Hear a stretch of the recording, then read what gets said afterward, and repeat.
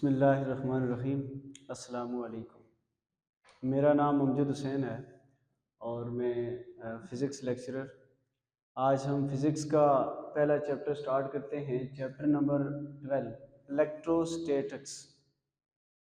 तो बच्चे, स्टैटिक्स जब आप इसका नाम सुनते हो तो क्लास 9 से हम इसको डिफ़ाइन करते हैं स्टेट ऑफ रेस्ट। अगर कोई चीज़ electrostatic mean the behavior of charge, the study of behavior of charge at the state of rest is called electrostatics। तो बच्चे, अगर हम चार्ज को स्टडी करते हैं रेस्ट के बिहेवियर में, तो हमने सबसे पहले चार्ज को डिफाइन करना है कि व्हाट इज़ चार्ज। तो तब जाके हम देखेंगे कि चार्ज जब रेस्ट स्टेट में है देन व्हाट हैपन, अगर चार्ज स्टेट ऑफ मोशन में है तो क्या होगा। तो इसलिए हम चार्ज को पहले डिफाइन करते हैं। चार्ज कहते हैं कि charge is intrinsic property of any material, कि किसी भी मटेरियल के अंदर उसकी जो इंट्रिंसिक प्रॉपर्टी है, intrinsic mean which exist in itself internally without doing any work.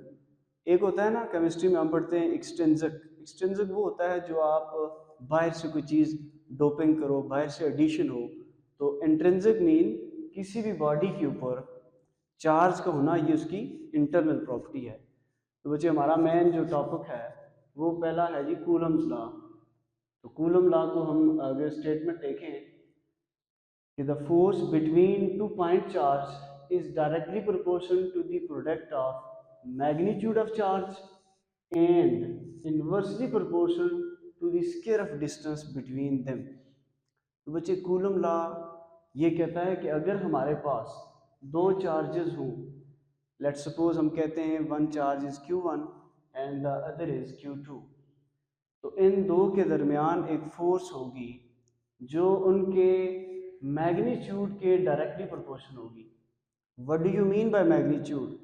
अगर इन दो चार्जेस का साइज बड़ा होगा, अगर इन दो चार्जेस का साइज बड़ा होगा तो इनके दरमियान जो फोर्स है वो अट्रैक्शन या repulsion depend upon the nature of charge. अगर दो चार्ज पॉजिटिव पॉजिटिव, नेगेटिव या नेगेटिव, अगर दो सिमिलर चार्जेस हैं तो हमारे पास उन दो चार्जेस के दरमियान फोर्स ऑफ रिपल्शन होती है। अगर दो डिफरेंट हैं तो वो अट्रैक्शन होती है। तो बच्चे, कूलम ने ये कहा कि अगर उनके मैग्नीट्यूड ज़्यादा होगा तो फोर्स ऑफ अट्रैक्शन और रिपल्शन ज़्यादा होगी, और अगर उनका एक दूसरे से डिस्टेंस ज़्यादा होगा तो वहाँ पर उनकी जो फोर्स है वो कम से कम होगी। तो यहाँ से एक बात नोट करें कि पॉइंट चार्ज ऐसा हाइपोथेटिकल चार्ज होता है जो which is located at a single point in space. एक ऐसा सिंगल पॉइंट हाइपोथेटिकल चार्ज, उसको पॉइंट चार्ज कहते हैं। जो चीज़ हमने ऊपर स्टेटमेंट में लिखी, अगर हम उसको मैथमेटिकल देखें तो मैथमेटिक्स यही है कि force is directly proportional to the magnitude of product of charge Q1 and Q2, जो इधर डायग्राम से भी हमने बताए हुए, and inversely proportional to the square of distance between them. बच्चे, नॉट ओनली मैथमेटिक्स, फिजिक्स समझ आनी चाहिए कि अगर दो charges as compare to this one, अगर हम इनके साइज को बढ़ा दें, मैग्नीट्यूड को इंक्रीज कर दें, तो बच्चे इनका डिस्टेंस ऑटोमेटिकली डिक्रीज हो जाएगा। डिस्टेंस डिक्रीज होने से हमारे पास फोर्स की जो रिपल्शन है या अट्रैक्शन है वो बढ़ जाएगी। ठीक है जी। तो हम इन दो इक्वेशन को अगर कंबाइन करें मैथमेटिकली, तो F is directly proportional to Q1 in Q2 and inversely proportional to R square. तो मैंने साथ मेंशन भी कर दिया कि where Q1 in Q2 are the two point charge that are represented here, and R square is the distance between these two charges. और ये mathematics का रूल है, जब भी कोई प्रोपोर्शनलिटी कांस्टेंट, प्रोपोर्शनलिटी का साइन अगर ख़त्म करते हैं वहाँ पर हमेशा एक कांस्टेंट आता है। यहाँ वही कांस्टेंट यूज़ करेंगे जो इस साइंटिस्ट कूलम ने यूज़ किया। तो उसने यहाँ पर कूलम कांस्टेंट के यूज़ किया। ये जो के है ये डिपेंड करता है किस पे, नेचर ऑफ द मीडियम पे। चूँकि दो चार्जेस को हम इन द स्पेस रख सकते हैं, हम दो चार्जेस के दरमियान कोई डाइलेक्ट्रिक कोई मीडियम रख सकते हैं, तो वो आगे हम देखेंगे उससे वो यानी मीडियम के लिहाज से के की वैल्यू वेरी करेगी। ये जो अगर हम के की वैल्यू में मीडियम एयर देखें, if we take the two charges Q1 and Q2 in the air, then the value of k is calculated by the formula 1 by 4 pi epsilon naught। बच्चे 4 pi is simply a constant, pi having 3.14 value है mathematics में। अब ये epsilon not क्या चीज़ है? Epsilon not अगर हम देखें तो ये हमारे पास एक इलेक्ट्रिकल कांस्टेंट है और इसको परमिटिविटी ऑफ फ्री स्पेस कहते हैं। परमिटिविटी ऑफ फ्री स्पेस का मतलब ये है, when we place two charges in the space, this air will how much reduce the force that may be attraction or repulsion।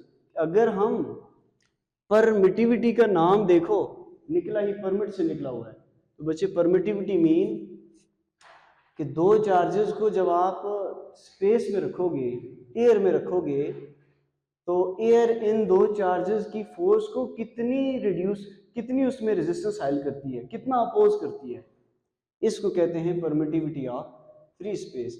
इसकी वैल्यू भी 8.85 multiply 10 power -12 newton metre square पर coulomb square होती है। अगर हम पाई की value epsilon not की value इधर पुट करें तो ये कांस्टेंट के हमारे पास 9 multiply 10 power 9 newton metre square पर कूलम स्क्वायर आ जाएगा। चूँकि हम स्टेप बाय स्टेप जाएंगे, पहले हम एयर के लिए देखेंगे, फिर हम कोई मीडियम रखेंगे तो देखेंगे कि फोर्स पे कितना फ़र्क पड़ता है, कितनी इंक्रीज डिक्रीज होती है मीडियम के चेंज होने से। तो बच्चे जब हम दो चार्जेस को लेते हैं, अगर ये दो चार्जेस एक प्लस है या माइनस है, तो ये एक दूसरे के ऊपर, ये इसके ऊपर फोर्स लगाएगा और Q2 इस Q1 के ऊपर फोर्स लगाएगा। तो हम ये कह सकते हैं कि कूलम फोर्स क्या है, इज ए म्यूचुअल फोर्स। तो हमने एयर का केस सिंपल मीडियम का देख लिया। अब हम ये देखते हैं कि Q1 जो Q2 पे फोर्स लगा रहा है और Q2 Q1 पे फोर्स लगा रहा है, वो उसका रिलेशन हमने देखना है विद डायग्राम। तो हम ये कहते हैं कि हमारे पास दो चार्जेस Q1 एंड Q2 है। यहाँ पर ये जो Q1 है Q2 पे फोर्स लगा रहा है और Q2 is also exerting force on Q1। आप देखें,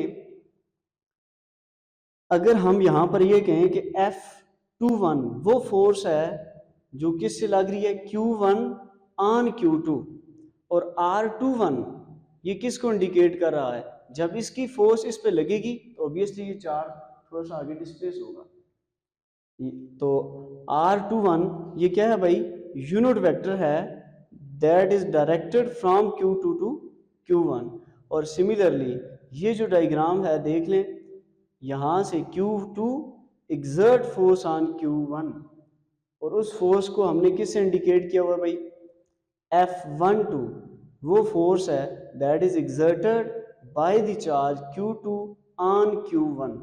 और ये R12 यहाँ किसको बता रहा है, is a unit vector that is directed from Q1 to Q2।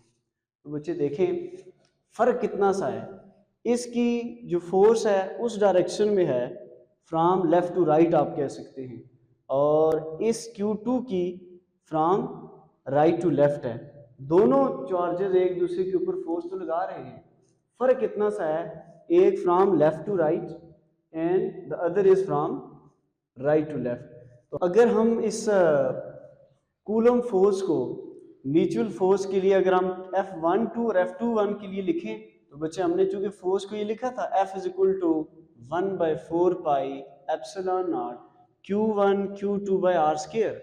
तो जब हम स्पेसिफाई करेंगे कि Q1 ऑन Q2 और Q2 ऑन Q1, तो हम इसकी मैथमेटिक्स यूँ लिखेंगे कि F12 is equal to 1/4 pi epsilon not Q1 Q2 by R square into R21। मैंने यहाँ मेंशन किया है कि बच्चे R21 is the unit vector that is directed from Q1 to Q2। ये Q1 से किसकी तरफ है, Q2 की तरफ। और सिमिलरली जो दूसरी फोर्स है F21 वो क्या है, 1/4 pi epsilon not Q1 Q2 by R square into क्या है साथ R12 which indicate the direction, mean unit vector को उसकी डायरेक्शन को इंडिकेट करता है। तो बच्चे मैंने अभी कहा यहाँ पर कि एक force from left to right है, दूसरी राइट टू लेफ्ट होगी।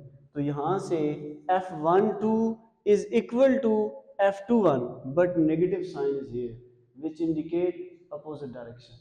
ये दोनों चार्जेस ये जो हैं Q1 और Q2 एक दूसरे पे फोर्स लगा रहे हैं, लेकिन फर्क कितना सा है, दोनों की डायरेक्शन डिफरेंट है। तो अगर हम इस मैथमेटिक्स को देखें, इस फॉर्म को देखें, तो बच्चे ये हमें यहाँ से ये पता चलता है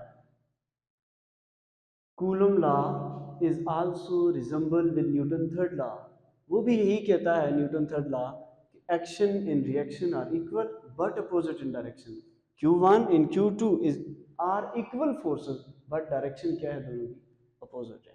तो आपको अगर शॉर्ट क्वेश्चन में आ जाए तो आपको सिर्फ यहाँ से वो ये पूछ सकता है कि coulomb law is a mutual force, तो आपने सिर्फ ये वाला पॉइंट वहाँ से लिखना है। या वो ये कह सकता है कि justify coulomb law also resemble with Newton third law, तो ये वाला पोर्शन यहाँ तक ही आ जाता है। तो बच्चे फिर कभी एग्जामिनर आपको पूछ सकता है कि what the effect of medium on coulomb force. अगर हमने एयर देखी तो एयर का तो सिंपल सा केस था कि जब हम एयर रखेंगे तो फोर्स ये आ जाएगी। आप इसको बेशक लिख सकते हैं this is the force when there is air between two charges. If when we place any medium between two charges, अगर हम दो चार्जेस के दरमियान मीडियम को रखें, Coulomb force will be reduce by the factor epsilon R. के medium को रखने से कूलम फोर्स क्या हो जाती है, रिड्यूस हो जाती है। कितनी होती है, एप्सिलॉन आर। एप्सिलॉन आर क्या है बच्चे, ये एक रिलेटिव परमिटिविटी है, ये हर मीडियम के लिए डिफरेंट होता है। अगर आप किसी पेज को दो चार्जेस के दरमियान रखेंगे तो क्या पता पेज की एप्सिलॉन आर की वैल्यू डिफरेंट हो। अगर आप किसी बुक को उठा के रख दें तो ये हर मीडियम के लिए ये वेरी करता है। अगर हम कहते हैं if the medium is insulator then it is called dielectric. और ये जो डाइइलेक्ट्रिक है ये इन केस ऑफ एयर अगर हम देखेंगे तो ये वैक्यूम के केस में 1.0006 होता है। अगर कोई और मीडियम रखोगे तो ये हर मीडियम के लिहाज से चेंज हो जाता है। तो देखें when we place medium then Coulomb force F medium indicate here, ये मीडियम किसको बता रहा है कि when we place the other medium between two charge then 1/एप्सिलॉन नॉट की जगह यहाँ पर क्या आएगा, एप्सिलॉन आर, रिलेटिव परमिटिविटी। दूसरी सारी फोर्स एज इट इज रहेगी ये वाली, क्योंकि ये जो चार्जेस हैं एयर तो वैसे भी है, लेकिन हमने दो चार्जेस के दरमियान जो एक्स्ट्रा टर्म रखी है वो ये रिलेटिव परमिटिविटी है, 1/4 pi epsilon not Q1 Q2 by R square. अगर इस ब्रैकेट वाली टर्म को देखें तो बच्चे ये आपके पास वही फोर्स है जब एयर थी दो चार्जेस के लिए। तो इधर पुट करो F एयर, यहाँ पर F medium is equal to 1/एप्सिलॉन आर इंटू F एयर। हमने बेसिकली डिफाइन करना है कि एप्सिलॉन आर क्या चीज़ है। एप्सिलॉन आर को डिफाइन करने के लिए इधर ले आओ, F मीडियम यहाँ पर मल्टीप्लाई हो रहा है उधर डिवाइड करो। तो यहाँ से इस फाइनल इक्वेशन से हम एप्सिलॉन को डिफाइन कर सकते हैं, एप्सिलॉन आर को। एप्सिलॉन आर क्या चीज़ है, एप्सिलॉन आर हमारे पास रेशो है दो फोर्सेस की, it is the ratio between two forces between two charges when there is air when there is medium. तो इसी के साथ हमारा आज का लेक्चर खत्म हो गया। अस्सलाम वालेकुम।